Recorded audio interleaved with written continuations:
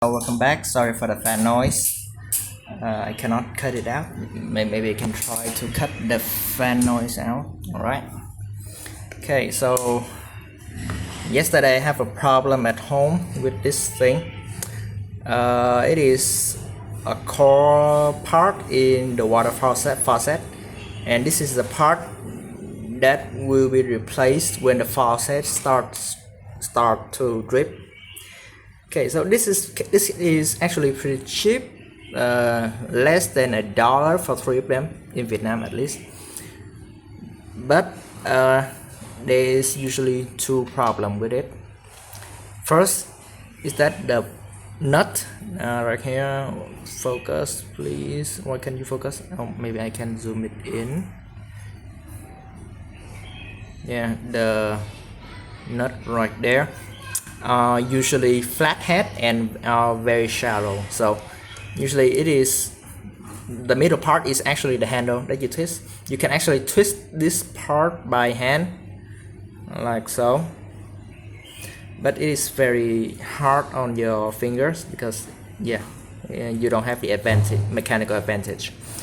And the nut, the screw that they use is actually a flathead, so when it got corroded, because it is just very cheap steel, and it is a pain to get rid of. So I decided to switch to a same size, same thread. This is an M4 bolt with a hex bit that can drive it. So solve that problem, but there is another problem as well, because yesterday my dad didn't manage to get this is actually imagine this is the old handle, because my dad didn't manage to get the old screw out of the handle like this one. So he managed to install this one inside the faucet, but he's unable to retrieve the screw. And because they don't sell this thing, separately. They don't sell just the handle separately. You have to buy an entire set with the faucet itself to get the handle. And maybe this is due to my stupidity on the internet, because I cannot find the exact. Come on, focus please. Maybe I can zoom in closer. Yeah. Digital zoom is a pain, but better than nothing. Okay, so it is a bit of a pain in that sense. So I want to design a system that can tap into the spline shaft like this. So I start designing, but I am a freaking noob. The first version I printed with a 0.4 millimeter nozzle, and it is a disaster. The nozzle does not get the resolution to match the spline shaft, so 0.4 millimeter failed.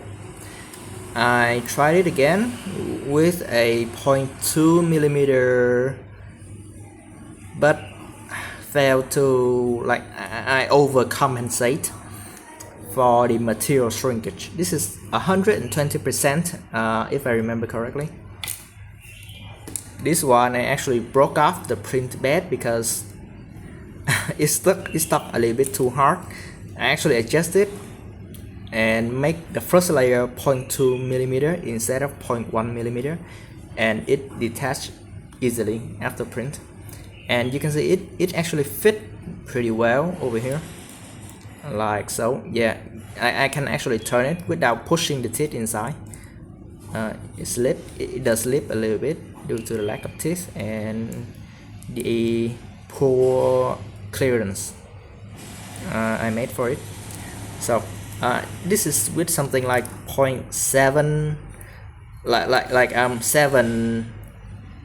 7% scale up. So this is print at 107% scale, and that is how I got better at the clearance of this thing. Oh, I forgot I have this one. This one is actually too small. This this is actually the 100% part, if I remember correctly. This one is actually the correct one. I remember this is something like 105%. Like you can see, it fits like a glove. It does have some extra clearance for ease of fitting in. Yeah, like that.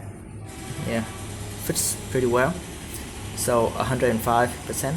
So I designed everything with the exact dimension from the measurement I made, and I just scale everything up to compensate, because I have to compensate for material shrinkage anyway. Oh boy. Okay, so that is why so this is the design requirement. Mine is a little bit different, as you can see. It doesn't have the part that much exposed, but this is what I got started off with, and this is what I ended up with. So it have the gear, the spline shaft, the extra area to fit the bigger hex part, so it can cover the hex part over here, and it even have a recess mount for the head of the M4 bolt, like that. So after a bit of trial and error, I printed it like that, and with a 0.2mm nozzle, this thing take about 2 hours just to print, and it actually failed. As you can see, about that layer, the layer got delaminated very poorly, but it's not that important, because the important part is right here, and it print.